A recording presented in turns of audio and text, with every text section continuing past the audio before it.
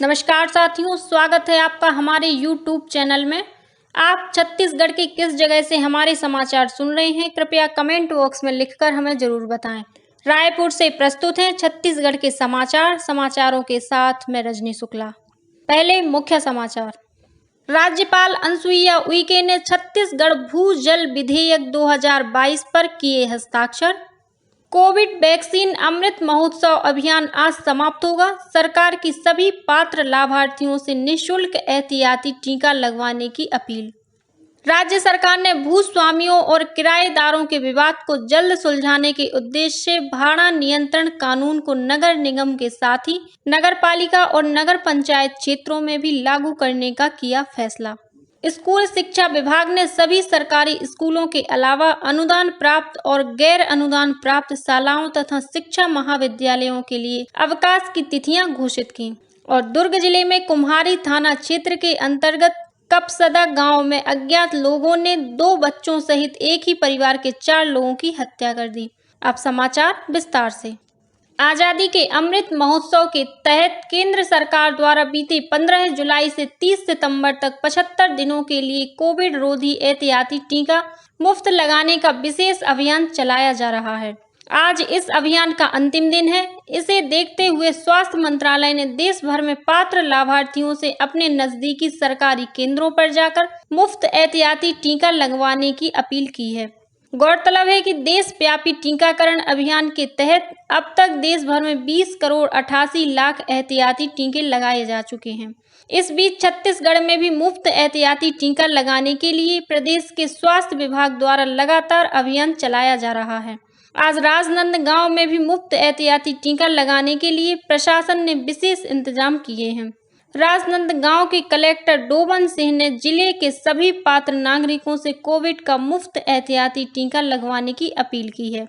राज्य सरकार ने अचल संपत्तियों के मालिकों और किराएदारों के बीच विवाद को जल्द सुलझाने के उद्देश्य से छत्तीसगढ़ भाड़ा नियंत्रण कानून को नगर निगम के साथ ही नगरपालिका और नगर पंचायत क्षेत्रों में भी लागू करने का फैसला किया है। इस संबंध में अधिसूचना भी प्रकाशित कर दी गई है। राज्य सरकार के इस निर्णय से भूस्वामी और किराएदार के बीच विवाद को सुलझाने में अब भाड़ा नियंत्रण कानून का लाभ नगरपालिका और नगर पंचायत को भी मिलने लगेगा।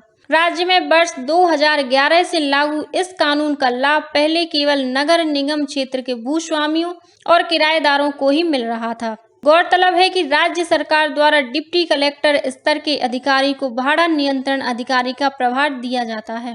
इस संबंध में भूस्वामी और किराएदारों के बीच विवाद की स्थिति उत्पन्न होने पर डिप्टी कलेक्टर द्वारा समाधान से संबंधित कार्यवाही की जाती है।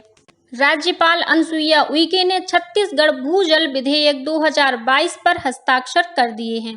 उल्लेखनीय है कि राज्य में विशेष रूप से संकटग्रस्त ग्रामीण एवं नगरीय क्षेत्रों में परिणात्मक एवं गुणात्मक दोनों रूप में भूजल का प्रबंधन सुनिश्चित करने हेतु भूजल की सुरक्षा, संरक्षा, नियंत्रण आदि विषयों के संबंध में ये विधेयक पारित किया गया है। विधेयक के तहत समुचित निकाय में रजिस्ट्रीकरण के बिना भूजल निकालना अपराध होगा। इस विधेयक में बनाए गए नियमों के उल्लंघन करने पर कारावास और जुर्माने का प्रावधान भी किया गया है।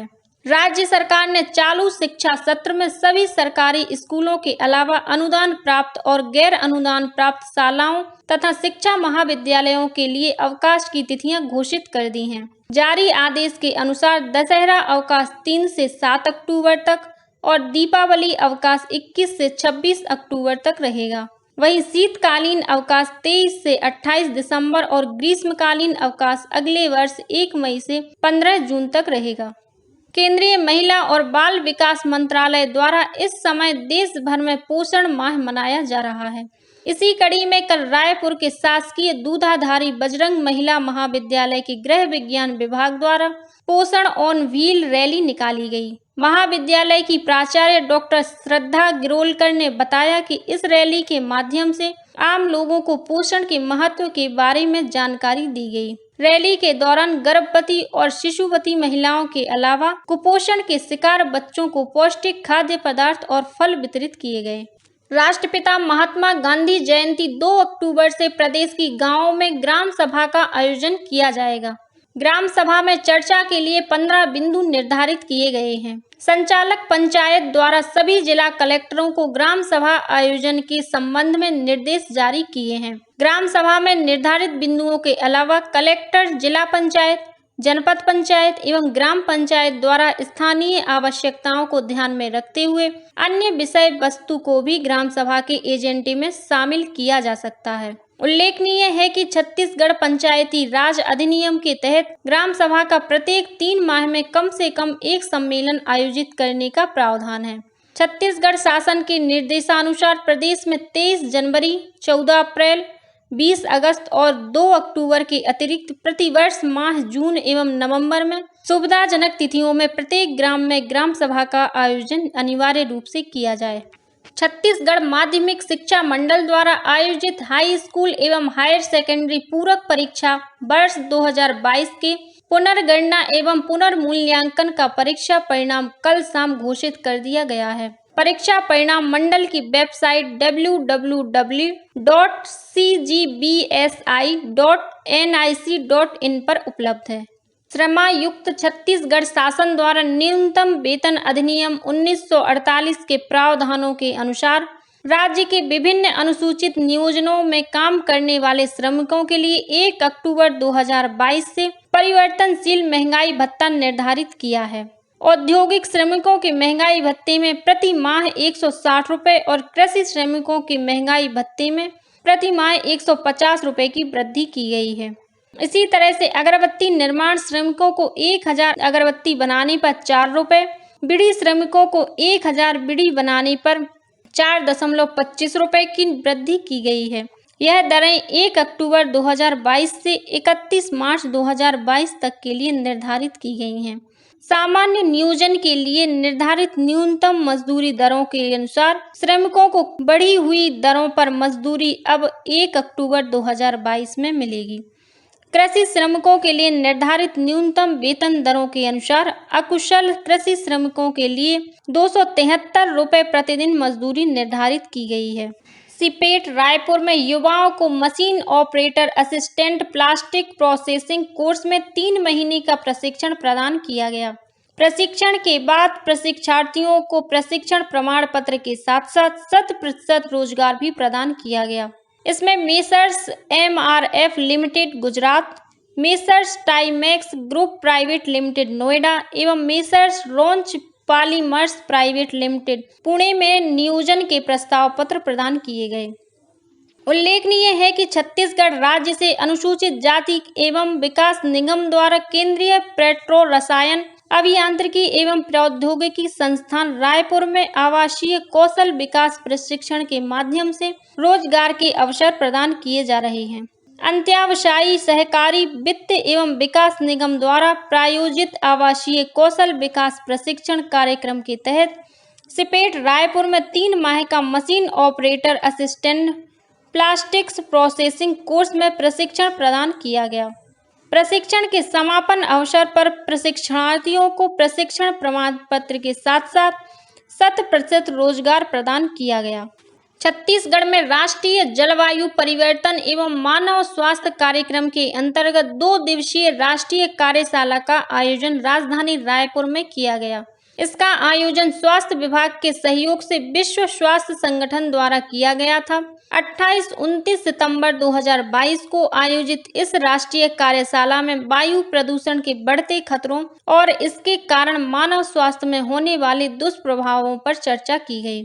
कार्यशाला में इस बचाव के उपायों की भी जानकारी दी गई। कार्यशाला के पहले दिन 28 सितंबर को सभी प्रतिभागियों को वायु प्रदूषण के स्वास्थ्य पर होने वाले दुष्प्रभावों के अध्ययन के लिए समुदाय का भ्रमण कराया गया। रेफरल सिस्टम को समझने के लिए एम्स रायपुर एवं जिला चिकित्सालय रायपुर का भी भ्रमण कराया गया।